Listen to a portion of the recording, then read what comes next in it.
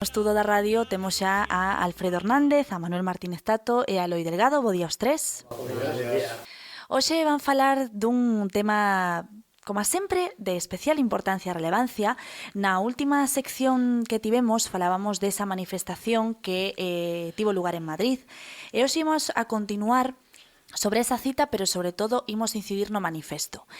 E hoxe imos a falar do plan de pensións. Van a fondar eles en cada un destes puntos, non? Creo, Alfredo. Sí, efectivamente, o sea, fue uno de los temas que se tocó, Ahí está. Fue uno de los temas que se trató en el manifiesto, que se leyó en la manifestación que hubo en Madrid.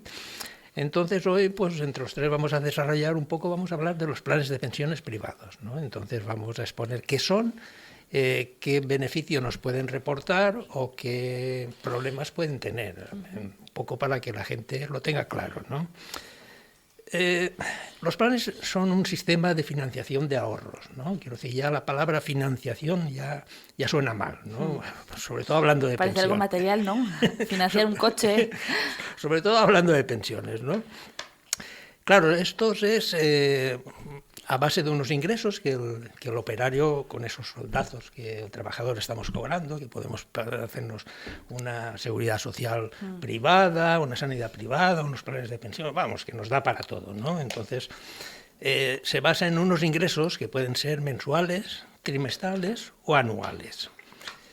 Cuando te jubilas, puedes o bien rescatarlos todos de golpe o quedarte con una paga mensual. Claro, si los rescatas todos de golpe, pues el fisco te va a dar un palo, porque claro, durante tú vas aportando esas cantidades, pues entonces tienes unos beneficios fiscales, pero son beneficios fiscales solo en el momento, porque después cuando tú vas a cobrarlo todo, pues entonces sí te van a crujir Hacienda, porque claro, la cantidad va a ser muy gorda, ¿no? Sí. Entonces en el IRPF es donde te van a pegar el palo, ¿no? Después, el dinero el dinero de tu plan de pensiones el banco lo tiene y lo va gestionando para producir un rendimiento, ¿no? Entonces, claro, el banco puede ganar o perder. O sea, hace de inversión, te va invirtiendo, entonces puedes ganar o puedes perder. Sí. Hay tres tipos de planes de pensiones: de renta fija, de renta variable o de renta mixta. De renta fija, como hemos hablado, es cuando todos los meses, pues aparte de lo que cobras por tu pensión, pues te va dando, de ese plan de pensiones te va dando una cantidad. De renta variable, pues es cuando tú has invertido y entonces te puede dar mucho o te puede dar poco. O puedes hacer un plan de pensiones que sea mixto, que se base entre renta fija y entre renta variable. Sí. No.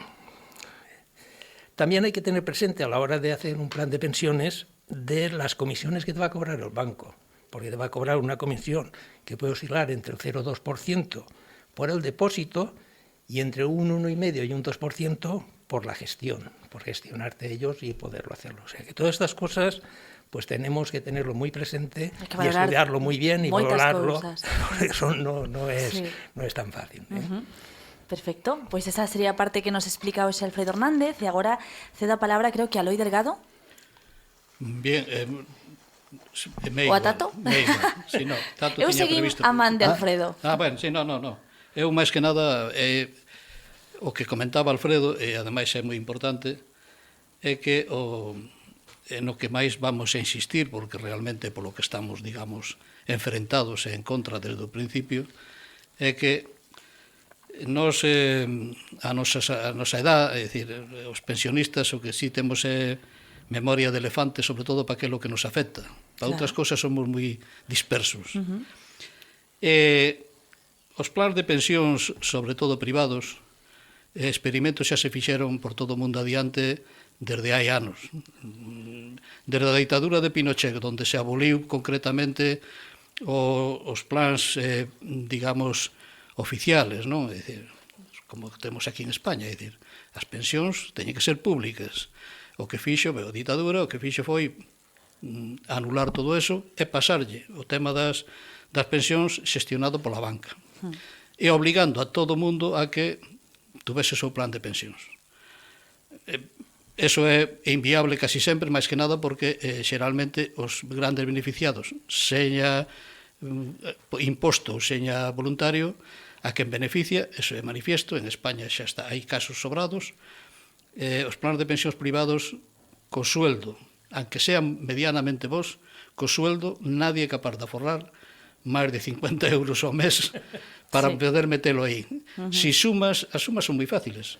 Si ao cabo do ano aforrache 1.000 euros e ao cabo da túa vida tes, con sorte, 20.000 euros, entre o que che leva a Facenda e o que che vai tocar, posiblemente cobres 200 euros ao mes si che dá ese fondo. Como antes non hayas tido cotizado digamos, na pública e a través do teu sistema público, realmente vives en miseria. Eu poñoche un exemplo, é dicir, en Chile, ao final, os privados se foron a tomar, en canto veio a primeira crisis, o Estado, de alguma maneira, tuvo que botar man deles, volveron outra vez ao mesmo sistema, e os que están cobrando o que lle quedou aí despois de recuperalos, a media dos pensionistas é entre, digamos, 30 e 50 euros ao mes. En Argentina pasou outro tanto do mismo. Ali cobran o que cotizou pola privada e que realmente quedouse sin cotizar pola pública, ainda que depois trataron de recuperalo, está cobrando de pensión entre 12 e 60 euros. Aí se entende despois que chegado o momento, se eu recordo, estar en activo e mandar paquetes a conocidos alá para mandarlle dentro dun sobre diñeiro e tal, porque eran incapaces de subsistir hasta que morren, e con un agravante, que non teñe cobertura sanitaria, na maioría dos casos. Ainda por riba. Claro, porque ti deixas de cotizar pola pública e non é solamente a pensión, é todo o que leva consigo, é dicir, por eso pelexamos para que sanidade, pensións e demais. En Inglaterra, país de referencia, cando Margaret Thatcher fixo o mismo, é dicir, privatizou, conseguiu privatizar prácticamente os bancos, este é un pastel fantástico, o fixeron, e cando veu a crisis, a banca tuvo que acudir e rescatou unha parte. Primeiro salvou os bancos, o que quedou tal, e o que tiveron que volver outra vez a un sistema mixto, porque senón son incapaces. E logo, o que lle queda de pensión, aquel que foi capaz de conseguila, si tuvo sorte, comprou un apartamento en Marbella, estanche vivindo aquí. E senón, pois malviven ali traballando hasta que se morren. Claro. É dicir, o tema das pensións privadas, sobre todo, os grandes beneficiarios, por eso presionan os gobernos e a Comunidade Europea e demais, para que funcionen, facéndonos creer, facéndovos creer sobre todo a xente máis nova, porque por desgracia sales a calle o teñen asumido. Eu xa non vou cobrar. Facer creer que efectivamente é insostenible. Bueno, pois non solamente é sostible, sino que ademais, cando quixeron implantar isto aquí, cando o famoso Rodrigo Rato lanzou unha serie de manifestos desde da súa palestra, desde o Fondo Monetario Internacional, como superministro con Aznar, e trataron de implantar unha serie de tal, por aí depois empezamos a salirnos a calle, pois había concretamente no ano 2011 no fondo noso das pensións había 68.000 millóns aí aforrados, que logo seguiron existindo. Xa eles pregonaban que eran insostibles, e casi consiguen que sean insostibles porque ao pouco tempo foron botando man do caixón, que xa eran máis de 100.000 millóns, e se nos descuidamos e non nos maneamos, nos quedamos prácticamente sin nada. É dicir,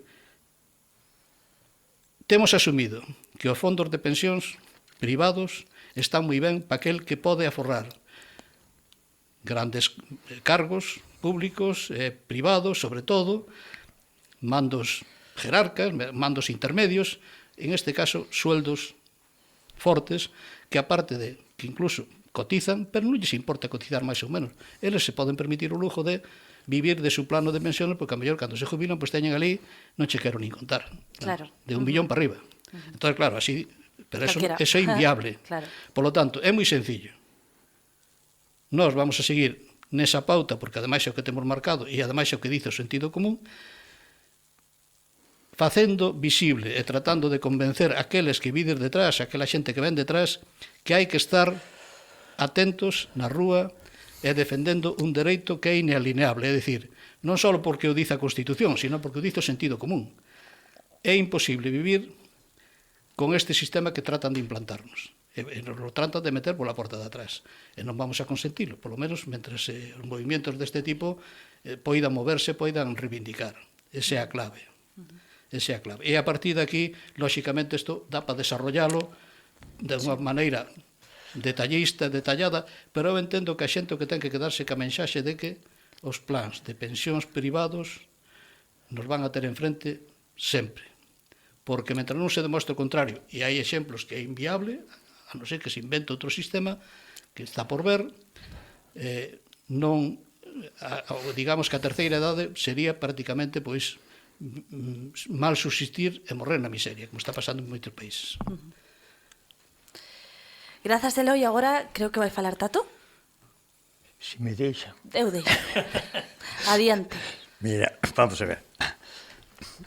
Os planos de pensións, aparte das variantes que son múltiples de cada tipo de plan de pensións, hai dos tipos que son os seguros, que é os planos de jubilación, e os planos de inversións, que son os planos de pensións. Pero, aparte dos planos de empresas, comentou algo o Alfredo. Cal é a diferencia? A diferencia é xurídica e económicamente totalmente distintos e dispares. Un plan de pensións é un plan de inversión co cual te arriesgas a ser máis conservador, máis moderado ou a asumir moito máis riesgo, a ganar máis ou podes perder todo. Os plans de xubilación son seguros, o que se chamou xa seguros de vida, seguros de jubilación, e non sei que ten máis anos que Matusalén, os plans os seguros de... Isto é un plan conservador, totalmente conservador, que che dan uns intereses moi mínimos, unhas cantidades patadas que vas a meter cada mes, e na tema de xubilación, pois, teis un dinheiro. Canto? Non moito. Non moito, por moitas razóns. Supoñamos que un xoven de 30 anos, ou 25, 30, que faga un plan de xubilación. Os 65, 67, ou para dentro de 40 anos, xa veremos, primeiro, se a entidade existe. Segundo, se os gobiernos de turno non levaron todo xa para outras cousas. Ese é un riesgo. O outro riesgo, cal é? Que os plans de xubilación non pagan IRPF na inversión. O sea, non pagas IRPF, metes aí 100 euros ao mes e entran da tua conta. Non é deducible, non podes deducilos, como vai, por exemplo, no plan de inversións. Pero, que ocorre? Que o día que os retires, que hai un montón de condicionantes para retirarlos, aquí non vamos a hablar de eso porque tenemos aquí para 3 semanas, tú vas a cotizar por capital e rentabilidade. Con cual, se tens 40.000 euros, por exemplo, pois pagarás o 39%. E se tens por de 60.000 euros, o 47%. Cando se vas reducindo os meses, pois reduces un 3 ou un 4%. Entón, claro, que ocorre? Que se tens 60.000 euros, quítale o 47%, pois, ala vai, os beneficios todos para a banca e a parte do capital tamén queda ali. Entón, queda así nada. Entón, eu diríalle unha cousa a toda a ciudadanía que por as razóns que sexa, pois está interesado en facer un seguro do que sea, de renta ou seguro de vida. Que o pense moito antes. E antes de meterse, que busque un asesor que lle dé as contrapartidas de beneficios e non beneficios. Porque a variable, tanto nos planes de pensións como nos planes de jubilación, a variable é múltiple, non hai unha medida única, non según a persona o que tipo que queiras cotizar ten uns costos e Pois con iso mellor non. Con iso imos a quedarnos, entón, que o pensen ben, que valoren todas as claves que comentamos aquí. E bueno, creo que hai que ir cortando porque están aquí acumulándose nosas entrevistas. Yo antes de terminar solamente quiero hacer una reflexión, ¿no? Sí. Muy breve. sobre lo que ha dicho antes Eloy y ha comunicado, y que es cierto que está en el sentir de todos, de que cuando me jubile yo no voy a cobrar y todas esas historias, ¿no? Entonces, tan solo pido la reflexión de que haya aprobada una auditoría de las cuentas de la Seguridad Social, gracias al movimiento de pensionistas que luchamos por ello. ¿Por qué no se hace? ¿De qué se tiene miedo? ¿De demostrar que sí eran rentables y que lo que han hecho es meter mano? No lo sé. ¿Qué piense la gente? Pois con esa reflexión, entón, mellor pechamos a entrevista. Alfredo, Eloy e Tato, grazas por estar outro xoves máis con nós.